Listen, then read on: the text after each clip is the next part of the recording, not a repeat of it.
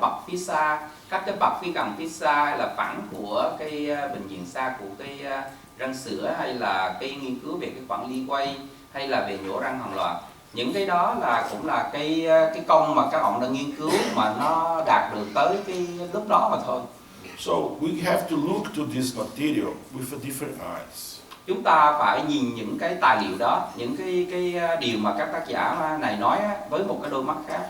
And keep evolving. The science must keep changing, keep going. Now, we know, thanks to Professor Slaviček, thanks to Professor Ricketts as well, but really more to Professor Slaviček, that we can change the mandible and we can understand how to do this through the TMJs. This is the big change in dentistry. Yeah. Và ngày hôm nay là nhờ thầy Slaviček, và tôi cũng nhờ một phần là của thầy Ricketts, chúng ta có thể hiểu được là chúng ta có khả năng thay đổi cái vị trí của hàm dưới. Chúng ta có thể thay đổi được cái khớp thái dương hàm. So, Insato is still alive. That's Slaviček not.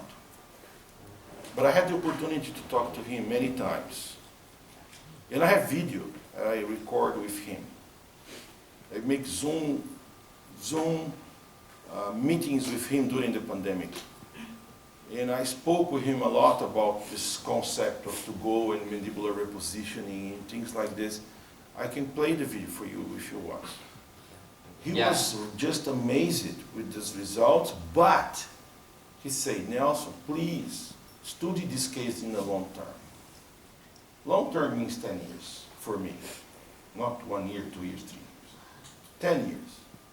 So I don't have 10 years with two goals. So I'm going to take another 5 years to see these cases in long term. But so far what I see is so great. So great. I need to keep going this direction. Dạ, thì thầy Sato vẫn còn sống và tôi đã nói chuyện với ông rất là nhiều. Tôi có một cái đoạn video mà tôi quay lại là trong cái cuộc chuyện trò với ổng trong thầy Sato trong cái thời kỳ mà dịch á. Thì thầy Sato rất là thích thú với những cái kết quả của tôi, và ổng đề nghị tôi là nên theo dõi dài hạn. Mà đối với chúng tôi theo dõi dài hạn là phải là 10 năm. Thì hiện giờ thì những cái goal là nó đã có được, và chúng ta cần phải làm thêm ít nhất là 5 năm nữa mới có được những cái kết quả ban đầu dài hạn đó. During the last summer school in Vienna and last July, the last year, I was supposed to be in Vienna, but my father was very sick and he passed away 1 month after the Congress. I couldn't be there because this is where we launched this concept to everybody. So, but unfortunately, because the situation of my father, I couldn't be there, so I just did a very little Zoom presentation. Yeah.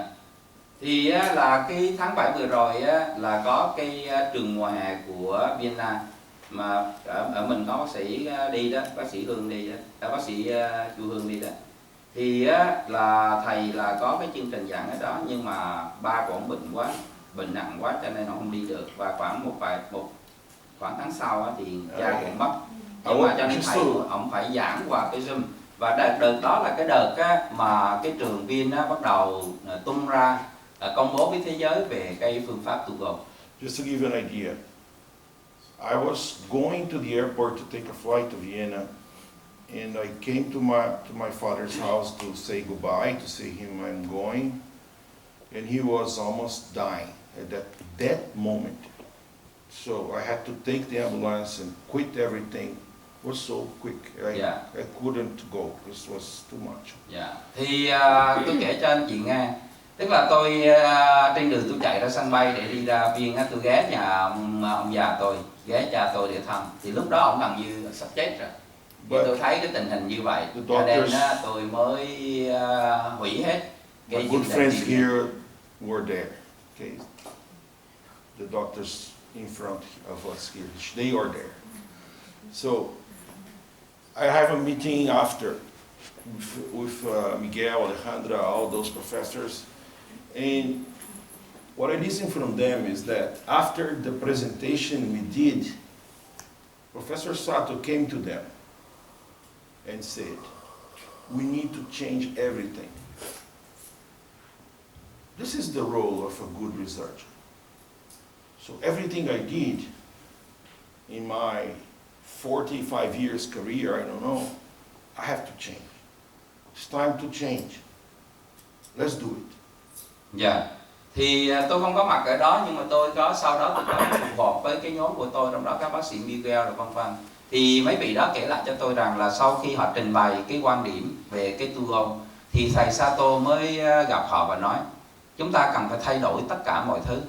Thì là trong đó là tôi đây với cái kinh nghiệm 40 năm trong nghề, tôi cũng phải thay đổi rất là nhiều cái điều mà tôi đã được học và thực hành ở trong thời gian qua. So, just to give you an idea how was the reaction of those people. So they want us to keep going deeper on this direction. Dạ. So Thì this để is cho anh chị something thấy that được. stay. They come to stay. They're not going to change. Dạ. Thì các anh chị thấy là họ cũng muốn cho chúng tôi là phát triển để hoàn thành cái này, chứ muốn thay đổi chứ không có phải là giữ nguyên cái tình trạng như vậy. And I listened from some students in Saigon that after the Professor Shirasu course that he gave in Saigon, some students asked some questions and present some cases to Shirasu. And Shirasu says, no, go talk to Nelson because this is something that you need to do with overlays. Dạ. So he already also observed that we need to change. Dạ. Thì tôi có nghe một số đồng nghiệp kể lại là họ tham dự cái khóa của thầy Shirasu ở Sài Gòn, và sau họ có mang cái ca họ tới để họ hỏi ý kiến thầy Shirasu, thì thầy Shirasu mới nói những cái ca này á, anh phải đi gặp Dr. Nelson, bởi vì cái ca này là nên làm theo cái kiểu Tugo của ông. Cho nên á, như vậy là cái ảnh hưởng của cái nhóm của thầy nó đã có cái ảnh hưởng đến nhiều cái người giảng viên khác cũng trong liên quan đến cái trường phái này. So this is good. He is a great guy. I like him a lot. Dạ, thì thầy Shirasu điều đó là rất là tốt, vì thầy Shirasu là một người rất là tuyệt vời. He is a great creation. He is a great teacher, and he knows now as well that we need to do another step. Yeah. So this sequence I will show you now is something how is the old style, but I will teach you, okay? Because you can treat like this. But I will say this is an option, and there's another option. Yeah. Two options: dentoskeletal or skeletal. Dentovelar, sorry, or skeletal. Yeah. Thì thầy Shirasu là một người rất là tuyệt vời, và ông này rất là đam mê, rất là dedication cho cái nghề của mình. Và khi ông nói như vậy là chúng ta thấy rằng, và ông rất là chịu đổi mới, rất chịu thay đổi. Thì những gì mà tôi dạy cho các anh chị ở đây, chúng ta có hai cái cách tiếp cận. Một cái cách tiếp cận theo cách cũ nó vẫn có thể có hiệu quả, và một cái cách tiếp cận theo cách mới và nó cũng có hiệu quả, nó có thể có hiệu quả hơn, nhưng mà nó đòi hỏi phải có những cái phương tiện khác. Còn cái này nó vẫn work, chứ không phải là nó không có hiệu quả, nhưng mà cái kia nó có thể nó tạo ra được những cái hay hơn, nhanh hơn, hiệu quả hơn, tốt hơn, vân. Can you ask them if they can get me a laser pointer? Em Đức Anh ơi, em làm sao mượn hay là nói công ty mang đến cái laser pointer của thầy hư rồi? Because my laser Cho mượn chút.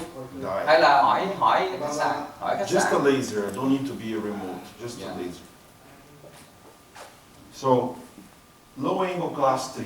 Thì low angle class 3. Let's go into this. Dạ, thì là cái hạng 3. So again, hạng 3 cấp thấp. what is the low angle class 3? Can you describe for me based on what we talked yesterday? Dạ, các chị nào có thể tóm lại cho tôi mô tả cái hạng 3 cấp thấp mà ngày hôm qua tôi đã nói rồi ạ? What is the low angle class 3? Dạ, hạng 3 cấp thấp là gì? Describe a low angle class 3. Dạ, hãy mô tả hạng 3 cấp thấp là có những đặc điểm gì? Dạ.